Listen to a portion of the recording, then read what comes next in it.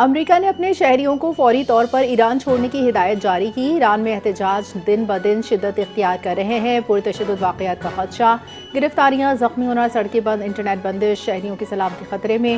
امریکی سفارت خانے کا کہنا ہے امریکی شہری زمینی راستوں سے آرمینیا یا ترکی کے ذریعے ایران چھوڑیں۔ دوہری شہریت رکھنے والے امریکی ایرانی شہری اپنے ایرانی پاسپورٹ سے ہی ایران چھوڑیں۔ امریکی سفارت خانے نے ہدایت کی کہ احتجاج سے دور رہیں، عوامی اجتماعات میں شامل نہ ہوں۔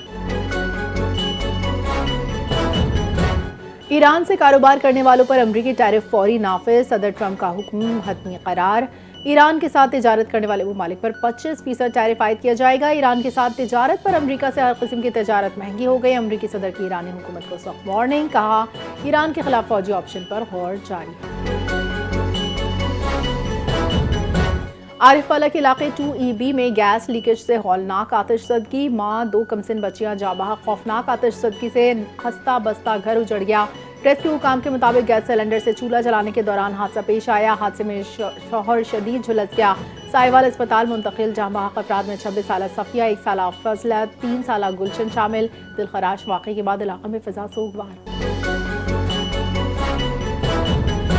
کشمیر کی تحریک آزادی پوری دنیا میں امن کی چابی ہے۔ راولپنڈی میں عوامی رابطہ مہم کے موقع پر میڈیا سے گفتگو کرتے ہوئے مشال ملک نے کہا مقبوضہ کشمیر میں قتل عام ہوا جس سے لاکھوں عورتیں بیوہ ہوئیں۔ حریت رہنما کی اہلیہ نے کہا بھارتی فوج نے ظلم کے تمام ریکارڈ توڑ دیے، یاسین ملک پر ہاتھ ڈالا تو نتائج کے ذمہ دار بھارت ہوگا۔ بھارت کی دہشت گردی اب کشمیر تک محدود نہیں رہی، را پر ٹارگٹ کلنگ کا الزام لگا دیا۔ مودی اجیت ڈوول کو چیلنج، کشمیری عوام کا سامنا کریں۔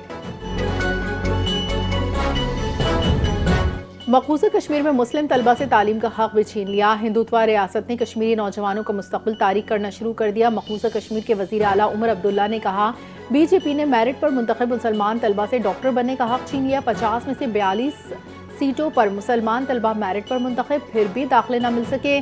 بی جے پی رہنماؤں نے کہا داخلے روک دیے، یہ ماتا کا پیسہ ہے، مسلمانوں پر خرچ نہیں ہو سکتا۔ بھارت میں اقلیتوں کو مذہب کی بنیاد پر تعلیم سے دور رکھنا سفاکیت کی مثال ہے۔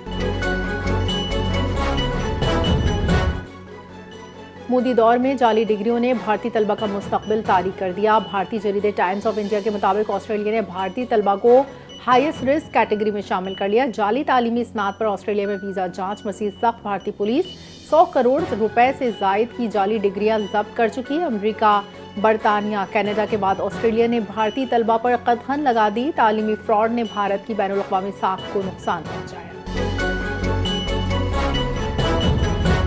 افغان طالبان رجیم میں صحافت زوال پذیر، سچ بولنا جرم بن گیا۔ طالبان نے قندوز میں خاتون صحافی نذیرہ رشیدی کو گرفتار کر لیا۔ دی افغانستان انٹرنیشنل کی رپورٹ کے مطابق خاتون صحافی 4 دن سے طالبان کی تحویل میں ہے، کوئی معلومات فراہم نہیں کی جا رہی۔ افغانستان میں 93% خواتین صحافی خوف پابندیوں میں جکڑی ہوئی ہیں۔ افغان میڈیا پروٹیکشن آرگنائزیشن کے مطابق آزادی صحافت میں افغانستان 180 ملک میں 175ویں نمبر پر ہے۔ طالبان کے جبر سے افغانستان میں آزاد صحافت ماضی کا قصہ بن گئی۔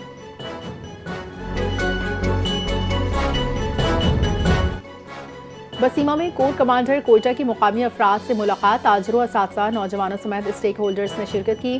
عوام کا براہ راست رابطے پر کور کمانڈر کوئٹہ کا شکریہ، کہا پاک فوج سول انتظامیہ کے ساتھ ترقیاتی منصوبے جاری رکھے ہوئے ہے۔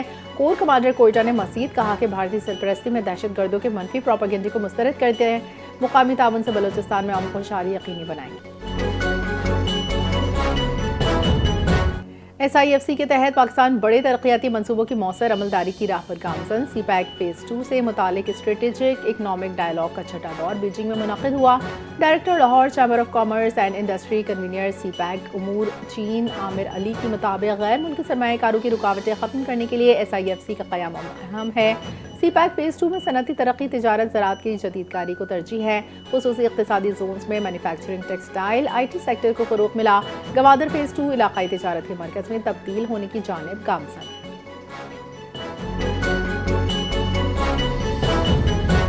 پاک فوج پسماندہ علاقوں میں عوامی خدمت میں پیش مستوج شمالی وزیرستان آزاد کشمیر میں فری میڈیکل کیمپس کا انعقاد۔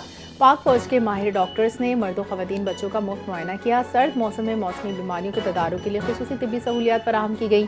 فری میڈیکل کیمپس میں مریضوں کو مفت ادویات دی گئی۔ مقامی آبادی نے پاک فوج کی اس فلاحی اقدام کو سراہتے ہوئے عوامی صحت کے فروغ کے لیے احسن کاوش قرار دیا۔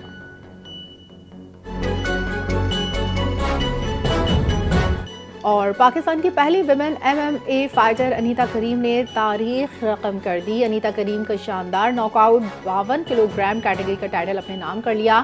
فائنل میں ایرانی فائٹر پریسا شمس آبادی پہلے راؤنڈ میں ناک آؤٹ۔ ہنزا کی بیٹی انیتا کریم نے دنیا بھر میں پاکستان کا نام روشن کر دیا۔